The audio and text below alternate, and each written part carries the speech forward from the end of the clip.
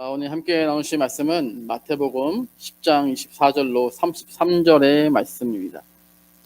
지난 시간에 주님께서는 우리를 이리 가운데로 보냄 받은 양이다라고 말씀하셨습니다.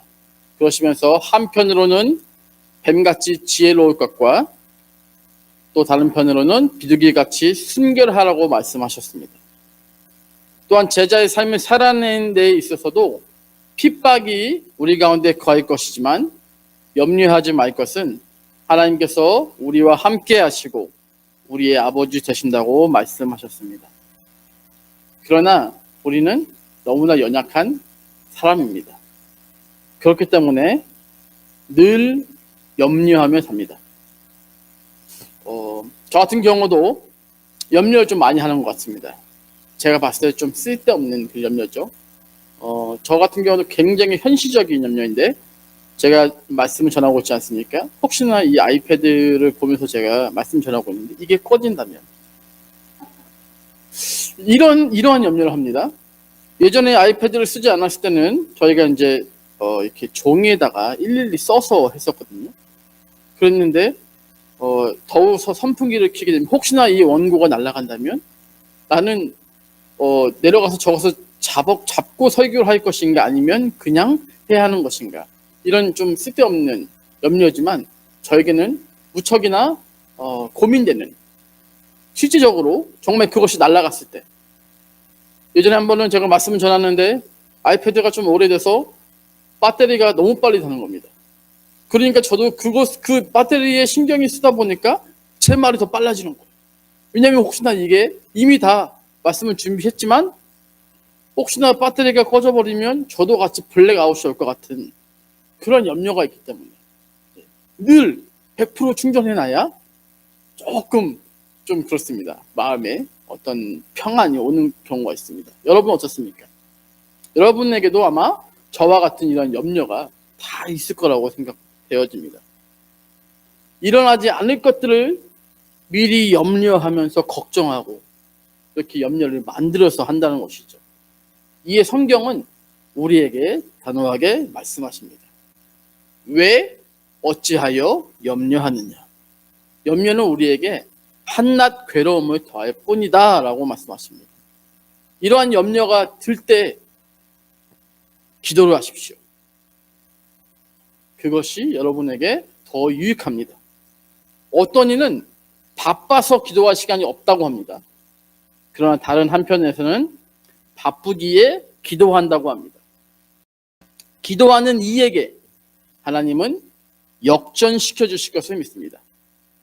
그런 역전의 하나님을 여러분이 만나시고 끝까지 신뢰하는 그런 복된 인생을 사시기를 주님의 이름으로 축원합니다. 염려가 느닷없이 여러분을 방문한다면 기도로 퇴치하시기 바랍니다. 그리고 오늘 말씀인 마태복음 10장 24절 33절의 말씀에서 염려와 더불어 우리에게 발생하는 또 다른 문제에 대해서 말하고 있습니다. 무엇입니까? 염려가 심해지면 오는 두려움이라는 것입니다. 이 두려움 부분에 대해서도 성경은 단호하게 이야기합니다. 두려워하지 말라라고 말씀합니다. 이 역시 같습니다. 두려움은 순간적으로 다가오죠. 순간적으로 다가옵니다. 갑자기 저로 하여금 아무것도 하지 못하게 하는, 그렇게 다가옵니다.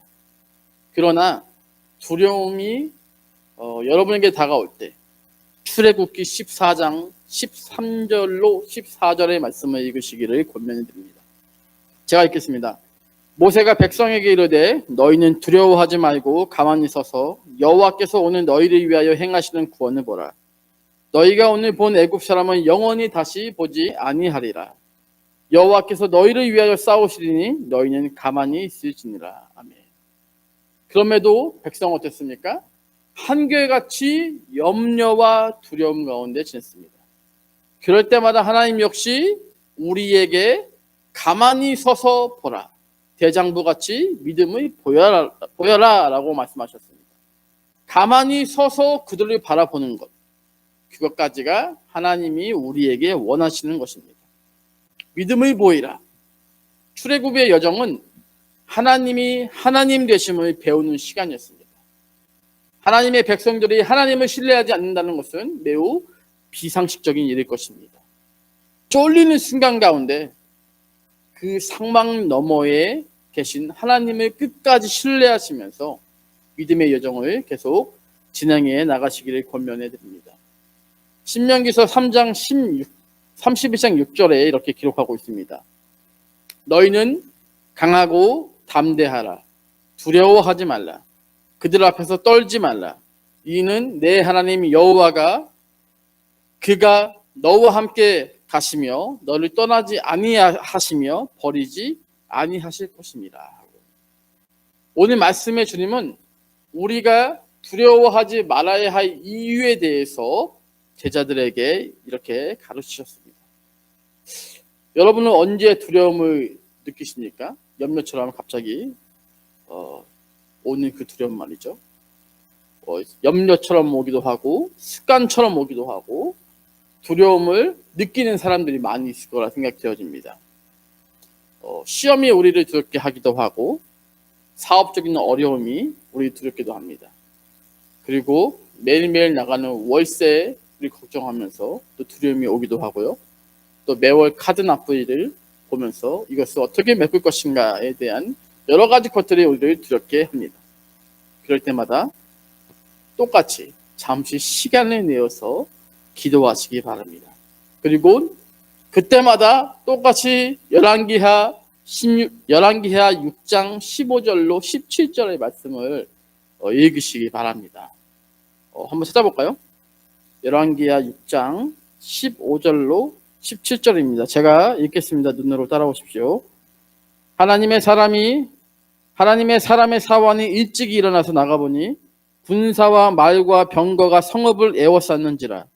그의 사원이 엘리사에게 말하되 내 주여 우리가 어찌하리이까 하니 대답하되 두려워하지 말라.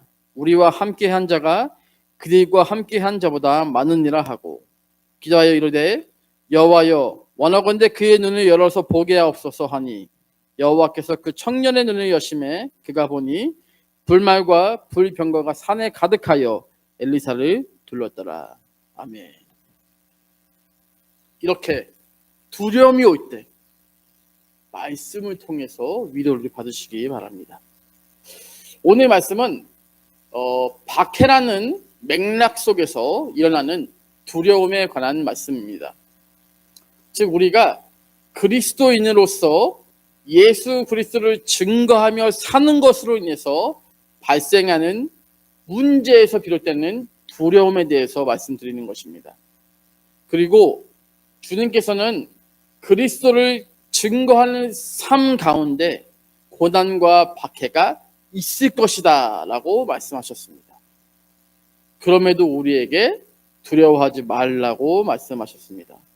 본론으로 들어가겠습니다. 먼저 예수님께서는 24절로 25절에 제자들이 세상에서 박해받는 이유가 바로 예수님으로 인해서다라고 말씀하십니다.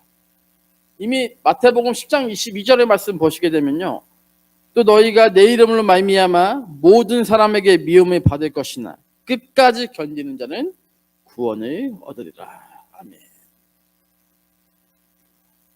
바로 이러한 고난과 박해는 구체적으로 예수님과의 관계로 인해서 발생한다라고 주님이 말씀하고 있는 것입니다.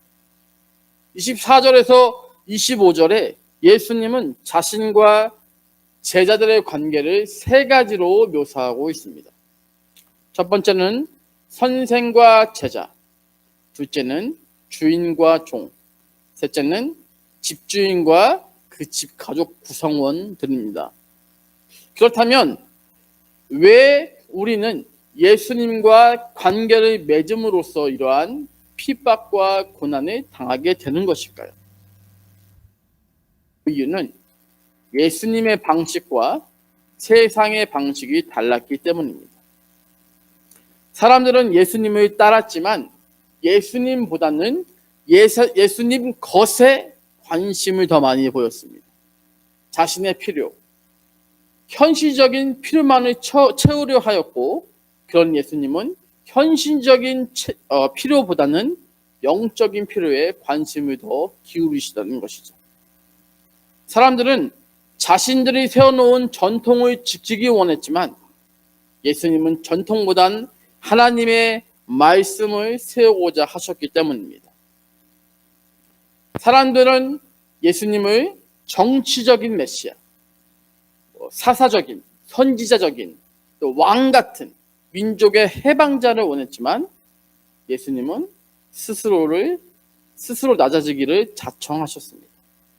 즉 예수님은 이 땅에서 하나님의 통치가 있는 하나님의 나라를 만들기 위해 일하셨고, 유대인은 이스라엘을 영원한 나라로 세우고자 했기 때문일 것입니다.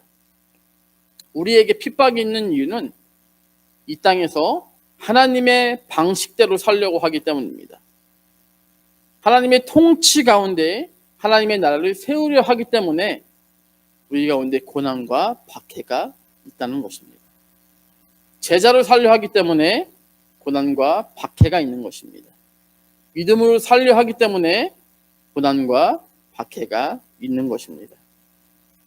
앞서 말씀드린 세 가지의 관계를 보시게 되면요, 우리는 예수님과 우리가 예수님이 선생이시고 우리가 제자이기 때문에 우리는 선생님이신 예수님의 가르침을 받아야 합니다. 그리고 우리는 우리의 주인 되신 예수님의 명령을 따라야만 합니다. 그리고 우리는 집주인이신 예수님의 가족 구성원으로서 그에 맞는 행동을 해야 한다는 것입니다. 배우고 따르고 본을 보여야 하는 막중한 사명을 예수님께서는 우리 가운데 남기셨다는 것이죠. 그러므로 우리가 하는 행동들 하나하나가 예수님을 증명하는 삶을 사는 거룩한 부담감을 받은 사람들입니다. 이러한 삶이 부담으로 다가옵니다. 혹여나 나의 섣부른 행동으로 인해 주인을 욕되게 하는 것은 아닐지, 가문에 먹칠을 하는 것은 아닐지, 그러나 너무 큰 부담감을 가지실 필요가 없습니다. 그냥 하면 됩니다. 여러분이 그냥 살아내시면 됩니다. 저의 출생의 비밀을 말씀드릴까요?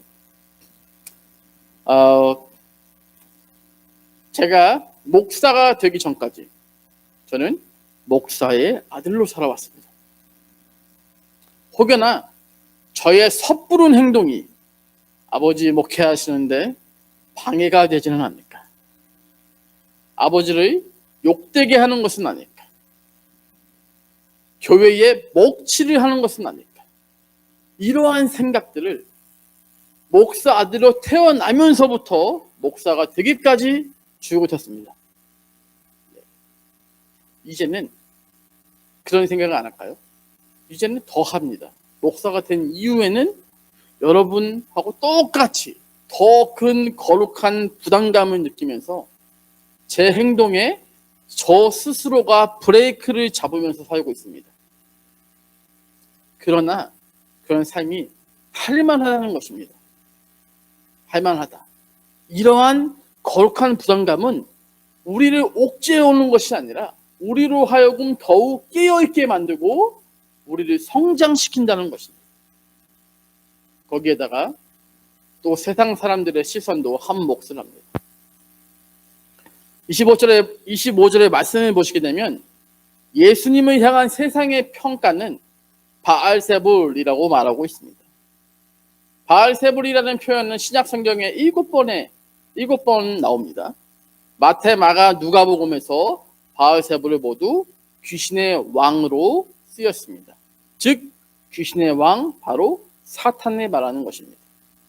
하나님의 아들인 예수님을 빗대어 세상이 사탄이라고 말한다면 예수님의 제자이고 종이고 가족인 우리들을 향해서 세상은 어떻게 말할까요? 예수님보다 좋은 평가를 받기에는 이미 글렀습니다. 24절로 25절에 제자들은 조롱받고 멸시받고 핍박과 박해를 받는다라고 쓰여 있습니다. 이 박해는 단순히 감정적인 것이 아니라 어떤 말로 끝나는 것이 아니라 실제로 생명에 위협이 되고 심지어는 죽는 사례까지 이어지는 것을 사도행전을 통해서 저희는 볼 수가 있습니다. 지난 시간에 제가 사도행전 13장 이후로 사도 바울의 전도 여행 부분을 잠시 말씀드리면서 믿는 자들 가운데 핍박과 고난이 있을 것이다를 같이 나누었습니다. 그런 일이 지금도 열방에 예수의 이름으로 말미암아 복음이 증거되는 곳곳에서 일어나고 있습니다. 이번 주죠. 저번 주 화요일 날 미국에서 이렇게 잘 교제하던 미국 목사님이 오셨어요. 저는 따가이따이에서 이제 몇 시간 함께 차를 마시면서 교제를 했습니다. 그런데 그분이 제가 물어보지도 않았는데 그분이 자신이 겪었던 선교에 대해서 말씀하시면서 사도 바울이 전도 여행하면서 겪었던 일들에 대해서 말씀하신 겁니다. 순간 좀 놀랐습니다. 그러면서 본인 역시 복음을 전하다가 집단 구타를 당했고 감옥에 들어갔고 멕시코 감옥의 간수가 자신을 밤에 풀어주면서 빨리 도망가라. 그 사람들이 다시 오면 우리가 경찰이지만 너를 도와줄 수 없다라는 그런 부분을 했다는 그런 이야기를 그분이 말씀하셨습니다.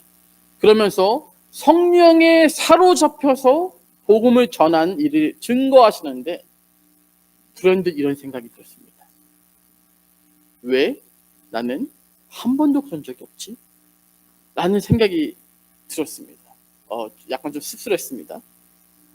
위협을 받은 적은 없지만 저도 전도를 하러 나갔다가 어떤 냉랭한 상황에 마주친 적이 있었습니다. 아마 여러분도 있었을 것입니다. 복음을 전했는데 갑자기 분위기가 쌓여지는 이런 분위기 말입니다.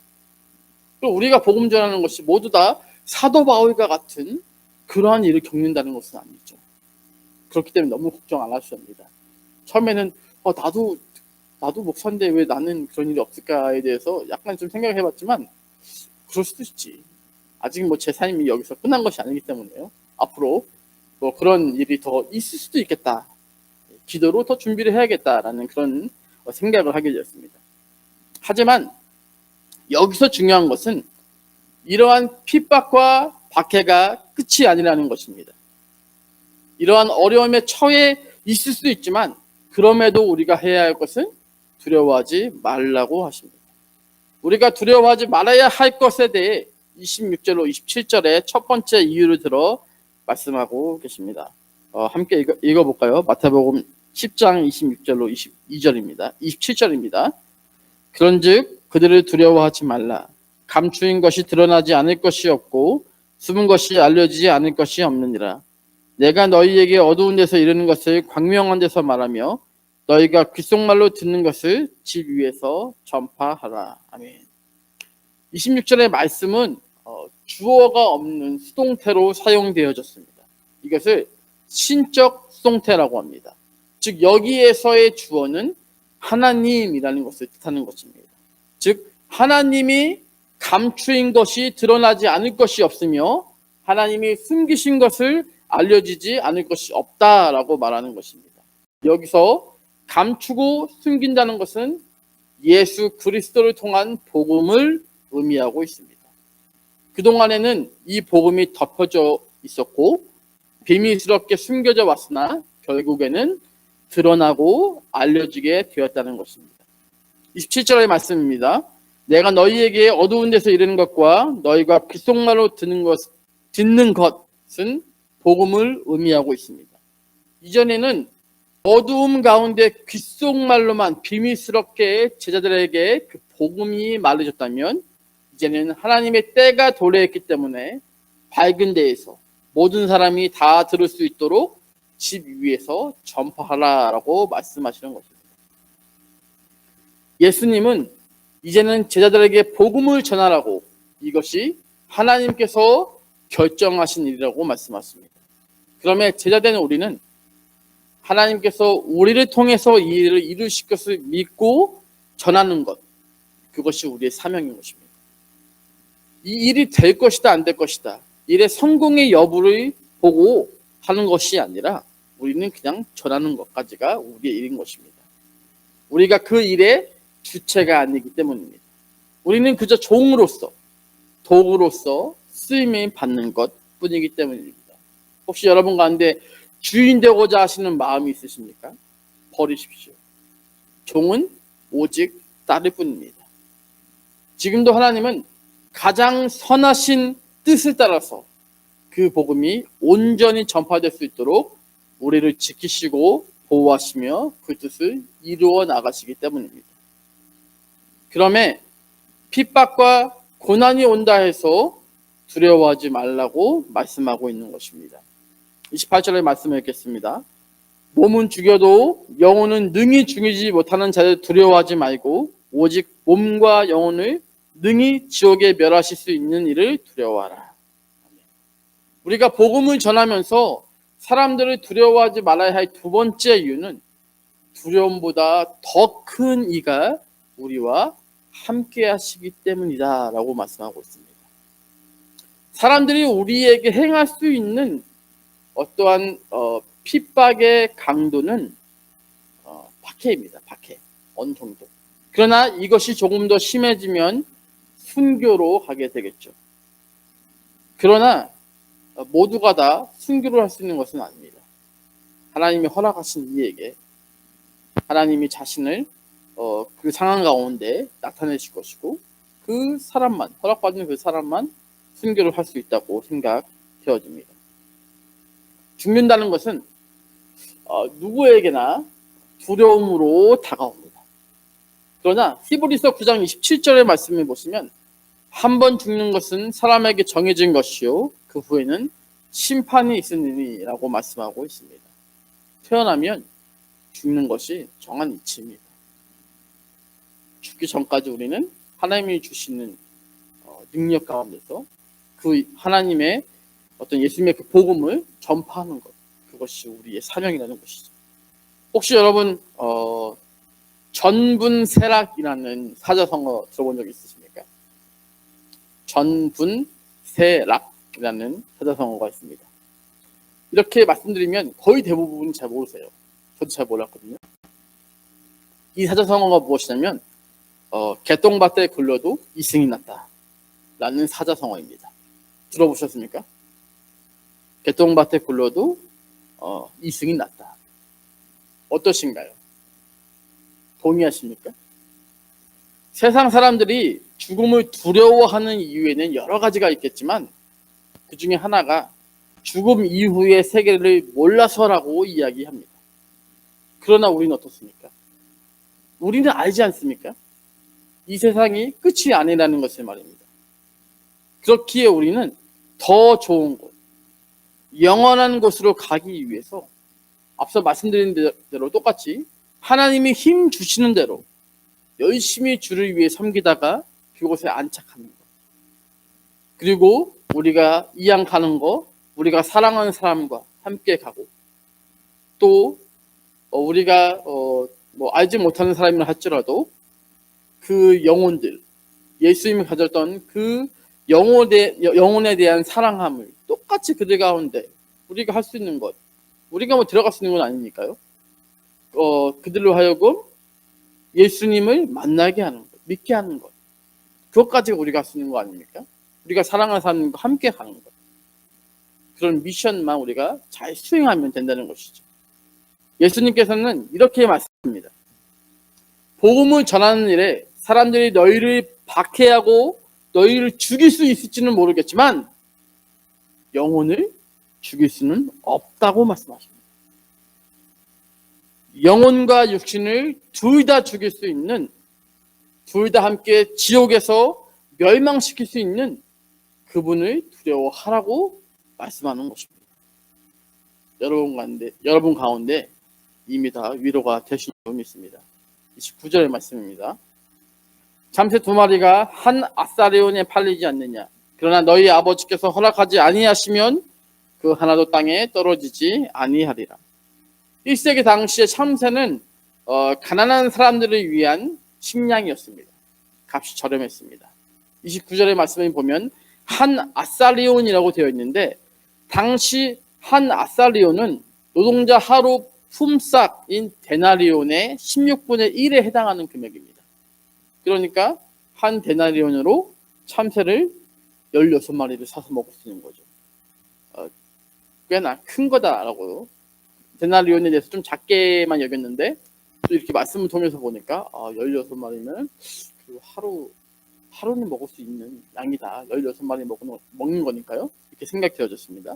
그런데 이렇게 많은 참새들조차 하나님께서 허락하지 않으시면 하나도 땅에 떨어지지 않는다라고 말씀하고 계십니다.